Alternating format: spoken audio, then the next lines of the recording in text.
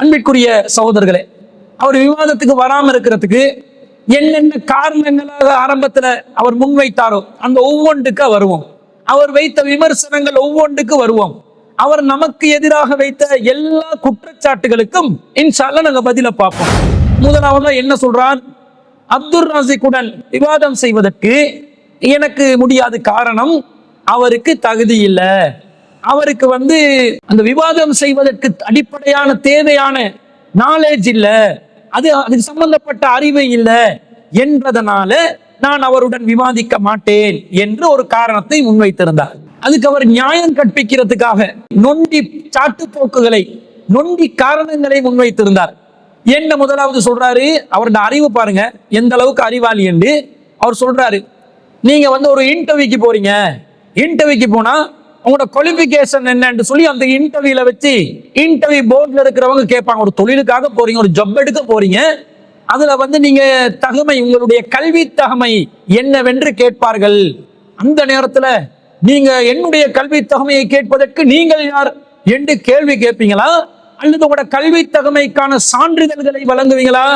அந்த இடத்துல கேள்வி கேட்டா, கல்வி தகமை என்னிடம் கேட்பதற்கு நீங்கள் யார் என்று கேள்வி கேட்டால் அது எப்படி பைத்தியக்காரத்தனமோ அந்த மாதிரி தான் இவர்களுடைய நிலையும் இருக்கிறது. ரோட்ல போறவங்கிட்டலாம் நாங்க குவாலிஃபிகேஷன் கேட்கல, நம்மோட பஞ்சாயத்துக்கு வர்றீங்களே அவர்கிட்ட தான் குவாலிஃபிகேஷன் கேட்கிறேன்னு ஒரு வாதத்தை வைக்கிறார். இப்ப நீங்க 8ஆம் வகுப்பு வரைக்கும் படிச்சிருக்கீங்க, உதாரணத்துக்கு 8ஆம் வகுப்பு வரைக்கும் படிச்சிருக்கீங்க. நீங்க ஒரு ஸ்கூலுக்கு ஜாப், எனக்கு டீச்சிங் ஜாப் தாங்க அப்படின்னு கேட்டு போறீங்க. அப்ப அந்த ஸ்கூல்ல என்ன செய்வாங்க, அல்லது ஒரு பிரைவேட் ஸ்கூலுக்கு போறீங்க, அப்ப அவங்க என்ன கேட்பாங்க, உங்களோட குவாலிஃபிகேஷன் என்ன, உங்களோட நீங்க ஓலெவல் செஞ்சீங்களா, ஏலெவல் செஞ்சீங்களா, யூனிவர்சிட்டி முடிச்சீங்களா, என்ன குவாலிஃபிகேஷன் கேட்பாங்க. இப்போ நீங்க எப்படி குவாலிஃபிகேஷன் கேட்பீங்க அப்படின்னு சொல்லி போட்டு அவரோட சண்டை பிடிப்பீங்களா? நீங்க போய் ஜொப்ப கேட்டதுனால அவங்க இதை சொல்றாங்க. நீங்க ரோட்ல போகும்போது யாராவது உங்களை பிடிச்சி, உனக்கு நீ ஓலெவல் ரிசல்ட் செய்கிறா, நீ ஏலெவல் எழுதிக்கிறியா, அல்லது நீ அது படிச்சுக்கிறியா, இது படிச்சுக்கிறியா, ரோட்ல போறவங்க பிடிச்சி கேட்டா அது நியாயம் இல்ல. விளைஞ்சா நாங்க இப்போ நாங்க அவர் இதை படிக்கணும், இவர் இதை அதை சொல்ல வரையில நீங்க எங்களை விவாதத்துக்கு அழைச்சிக்கிறீங்க. முஃபாரிஸ் ரஷாதி, முஃபாரிஸ் தாஜின் ரஷாதி விவாதம் அழைச்சிங்க. அதனாலதான் நாங்க அதை கேட்டோமே தவிர, நீங்க ரோட்ல போனா நடந்து போனா உங்களை பிடிச்சி நீ ஓலல் எடுத்துக்கிறியா, நீ உனக்கு உசூல் தெரியுமா, ஃபிக்கு தெரியுமான்னா பைத்தியம் அது. அன்பான சகோதரர்களே, இந்த கல்வி தகமை இன்டர்வியூ என்ற உதாரணம் எடுத்தாரே, இது இந்த மார்க்கத்துல நடக்கிற விவாதங்களுக்கு பொருந்துமா? கொஞ்சம் யோசிச்சு பாருங்க. இஸ்லாமிய மார்க்கம் என்பது ஜொப்புக்கு போறதுக்குரிய கல்வி தகமை சம்பந்தப்பட்ட ஒன்றா, அல்லது அனைவருடைய வாழ்க்கையிலும் இருக்க வேண்டிய ஒன்றா? இன்டர்வியூக்கு ஒருத்தன் குவாலிஃபிகேஷன் இருந்தவன் தான் வர வேண்டும் என்று விளம்பரம் செய்வான். அப்ப அந்த விளம்பரத்துல எது கல்வி தகமை என்று அவன் குறிப்பிட்டு இருப்பானோ அவர்கள் தான் அந்த ஜொப்புக்காக, அந்த தொழிலுக்காக, அந்த வேலை வாய்ப்புக்காக அவன் விண்ணப்பிக்க வேண்டும். எவன் தொழில் தகமை இதுதான் வேண்டும் என்று கோரிக்கை வைத்தானோ அந்த தொழிலுக்காக விண்ணப்பிப்பவன் எனக்கு ஜொப்ப தாங்கன்னு சொன்னா, நாங்க சில குவாலிஃபிகேஷன் கேட்டிருந்தோமே அது உங்ககிட்ட இருக்குதா இல்லையான்னு கேட்பான். இது அப்படிப்பட்டோம்னா மார்க்கம் பேசுவது என்பதும் சத்தியத்தை நிலைநாட்டணும் என்பதும் இப்படிப்பட்ட ஒரு விஷயமா? சத்தியத்தை நிலைநாட்டுவது என்பது குவாலிஃபிகேஷனை வச்சுதான் நிலைநாட்ட வேண்டும் என்று அல்லாஹ் சொன்னானா? அல்லாஹ்வுடைய ரசூல் சொன்னார்களா? இதுதான் காலம் தொட்டும் வரக்கூடிய வழிமுறையாக இருக்கிறதா? யார் இந்த மார்க்கத்துக்கு எதிராக களமிறங்குவார்களோ அவர்களுக்கு எதிராக சத்தியத்தை நிலைநாட்டுவதற்காக வாய்ப்பு கிடைக்காதா என்று பார்த்து அப்படியே வரிஞ்சு கட்டி கொண்டு போய் பதில் சொல்வதற்கு கடமைப்பட்ட அழைப்பாளர்கள், ஆலிம்கள் இன்னைக்கு என்ன நிலைமைக்கு போயிட்டாங்க? சுன்னத் வல் ஜமாத்காரன் எப்படி கேட்டானோ, ஆரம்பத்தில் உனக்கு அந்த தகுதி இருக்குதா, இந்த தகுதி இருக்குதா, உனக்கு நஹ்வு தெரியுமா, தஃப்சீர் தெரியுமா, 16, 17, 18 கலை தெரியுமான்னு கேட்டு பந்தா காட்டினாங்களே, அதே பந்தாவை இவர் நவீன வடிவத்தில் கொடுத்து கொண்டிருக்கிறார். அன்பிற்குரியவர்களே, இஸ்லாமிய மார்க்கம் இந்த சத்தியத்தை நிலைநாட்டுற பயணம் சம்பந்தமாக, இந்த பணி சம்பந்தமாக எப்படிப்பட்ட ஒரு அணுகுமுறையை சொல்கிறது? அல்லாஹ் தஆலா திருக்குர்ஆன்ல 2வது அத்தியாயத்தில் 111வது வசனத்தில் சொல்றான், வகாலு லை யதுகுல் ஜன்னத இல்லா மன் கான ஹூதன் அவ் நஸாரா. வேதக்காரர்கள் சொன்னாங்க, யூதர்களாக இருந்தாலோ அல்லது கிறிஸ்தவர்களாக இருந்தாலே தவிர சொர்க்கத்துக்கு நுழைய முடியாது என்று வேதக்காரர்கள் ஒரு வாதத்தை வைக்கிறார்கள். அல்லாஹ் சொல்கிறான், தில்க அமானியுஹும், இது அவர்களுடைய வெறும் கற்பனை யூகம்.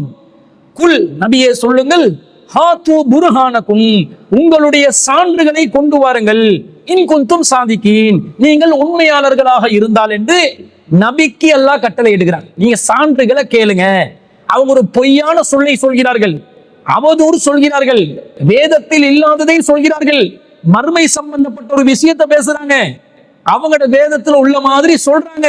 ஆனா அப்படி ஒன்று இல்ல, அது கற்பனையாக யூகமாக சொல்லக்கூடிய ஒன்று என்பதனால நபியை நீங்க அவங்களுக்கு அரை கூவல் விடுங்க.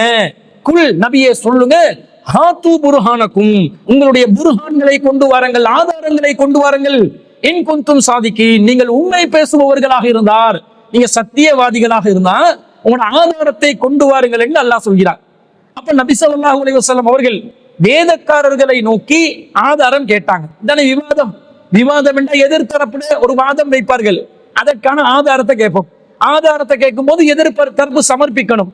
யார் ஆதாரங்களை கேட்டு கோரிக்கை வச்சோமோ, சவால் விட்டமோ, அவர்கள் அந்த ஆதாரம் சரியா பிழையா, ஆதாரமாக முன்வைத்ததில் உள்ள கோளாறுகள் என்னன்றத பதிலா சொல்லுவாங்க. இப்படித்தானே விவாதம் உருவாகுகிறது. அந்த அடிப்படையில் நபிகள் நாயகம் ஸல்லல்லாஹு அலைஹி வஸல்லம் அவர்களுக்கு அல்லாஹ் கட்டளை போடுறான், எதிரிகளோடு விவாதம் செய்வதற்கான அந்த அறைகூவலை, ஆரம்ப அறைகூவலை, சவாலை விடுமாறு நபிகள் நாயகத்துக்கு சொல்ல, நபிகள் நாயகமும் அல்லாஹ் தஆலாவுடைய கட்டளைக்கு நாங்க சவாலை விட்டாங்க. இப்ப நபிகள் நாயகம் ஸல்லல்லாஹு அலைஹி வஸல்லம் அவர்கள் இப்ப எதை பத்தி சவால் விடுறாங்க? இன்ஜீல பற்றியும் தௌராத்தை பற்றியும் சவால் விடுறாங்க. இப்ப ரசூலுல்லாஹ் இந்த முஃபாரிஸ் ரஸாதியுடைய வாதத்தின் பிரகாரம் நபி ஸல்லல்லாஹு அலைஹி வஸல்லம் அவர்கள் இப்ப இன்ஜீல் சம்பந்தமாக முழு தெளிவோடு இருக்கணுமா இல்லையா?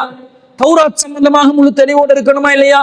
தௌராத்துல அடிப்படை என்ன, உசூல் என்ன, நூல் வடிவம் என்ன, எப்படி அது பாதுகாக்கப்பட்டுச்சு, எந்த முறையில தௌராத்தில் உள்ள கருத்துக்கள் இருக்குது, தௌராத்தை யூதர்கள் கிறிஸ்தவர்கள் வைத்திருக்கிறார்களா இல்லையா, அல்லாஹ் சொல்லக்கூடிய இந்த ஆதாரம் அவர்களிடம் இருக்குதா இல்லையா, இதை எல்லா உசூல்களையும் தெரிந்துதான் நபிகள் நாயகம் ஸல்லல்லாஹு அலைஹி வஸல்லம் அவர்கள் முஃபாரிஸ் ரஸாதியுடைய கருத்து பிரகாரம் அறைகூவல் விட்டிருக்க வேண்டும்.